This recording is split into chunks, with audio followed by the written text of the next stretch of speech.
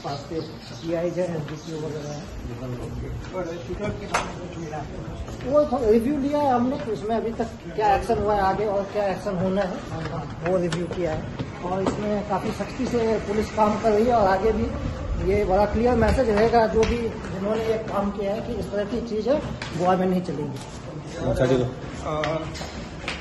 CM ने statement दिया था जो इलीगल गोवा में चल रहे सिक्योरिटी एजेंसी उसके ऊपर थोड़ा कार्रवाई हो जाएगी। हाँ, उस पर स्ट्रक्चर तरीके से लोकल पुलिस काम कर रही है और लोगों से भी आग्रह है कि जो लाइसेंस्ड एजेंसीज हैं उन्हीं से हायर करें मैन पावर।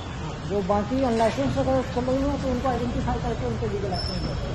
सर वो छोटे छोटे गैंग्स फॉर्म हो रहे हैं साउथ, उनके ऊपर ये काम अभी काफी चल रहा है और साउथ गोवा, नॉर्थ गोवा और क्राइम ब्रांच तीनों जो हमारी पुलिस यूनिट है इस पर काम कर रही है। कल एक पुलिस स्टाफ के ऊपर अटैक हुआ है, उसमें लोग अरेस्ट हो गए हैं सारे जितने भी एक्यूज थे और इंस्ट्रक्शन दिए गए हैं कि आगे से ऐसे इंसिडेंट्स ना हो। सर आगे मिर्जापुर हो सकता है गोवा, क्योंकि छोटे छोटे बात पे लोग नहीं, not it will not be allowed.